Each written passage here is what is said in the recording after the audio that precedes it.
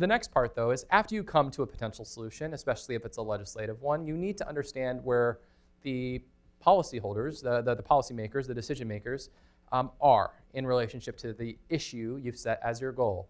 So you want to actually understand how much power do they have to enact the solution that you think is the best and right one, and how supportive they are of your point of view. This is challenging because it's using dynamic information, the level of power related to an issue, and that is, again, I'm going to say the level of power related to a specific issue, not just their general level of power. Oftentimes we assume people who have a very high title have lots of power, and that might not be true when it comes to a specific issue. My background and expertise is in racial justice, economic justice. I am not a doctor.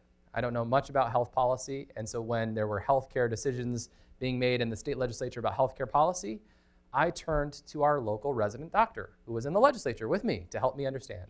In those scenarios, she was the chairwoman of the health committee. She had a lot of institutional power because of her position, but because of her role as a doctor outside of the legislature, she became eminently more powerful around healthcare decisions. She could actually tell us how insurance companies worked and where the loopholes were and what we could do to fix the insurance industry in Colorado.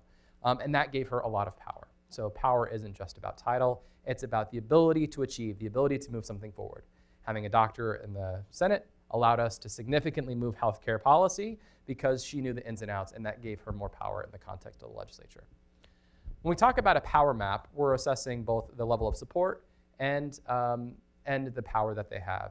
So on a power map, and I'm going to show you one in just a few minutes, you actually put a few different folks. You put decision makers.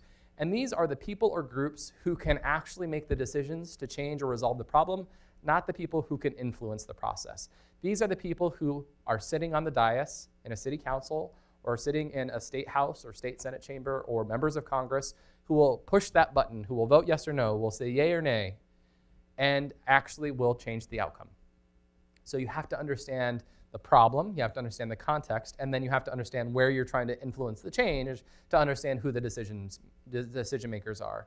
If you are trying to pass a municipal ordinance and you go to your state senator, that's probably a bad choice, because if you're trying to change city policy, a state senator doesn't sit on city council.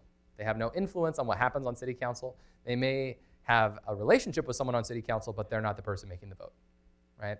So when we think about decision makers, it's the people who will be voting yes or no. We also put on power maps organized allies.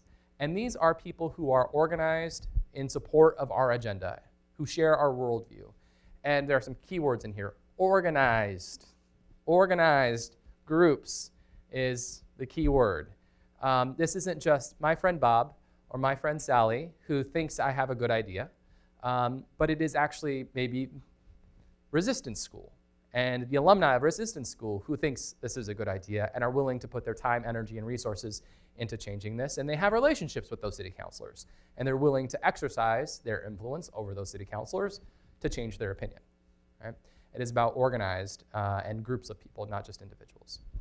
And then you also put on organized opposition.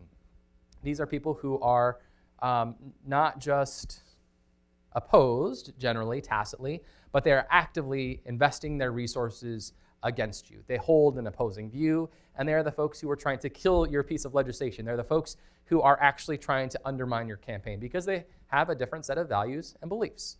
And so in the case we heard earlier, it was their organized opponents were the people who were pushing the repeal of the Affordable Care Act, the individual organizations that were actually fighting for the repeal of the ACA. You would put them on a power map as well. In zeroing in and defining our targets, primary targets are the people who can actually make the decisions or change the problem. They can resolve the problem. And we're going to talk about primary targets because we already have decision makers on there. We have organized allies, organized oppositions. But primary targets are the people that you need to focus your energy into to actually resolve the problem. This may be a handful of people in a congressional body or on a specific committee or in a city council who will be the deciding votes. They are the influential folks you need to convince to ultimately move your agenda. Secondary targets are people who have influence over decision makers, people who may have the ability to change a person's opinion or belief. And so that's not the person who's taking the vote, but it may be the priest or the minister who's giving a sermon from the pulpit and the city council person sitting in the front row, right? And they can inform their worldview. Secondary targets can be incredibly helpful to move our agenda, but they're not the people who make the ultimate decision at the end of the day.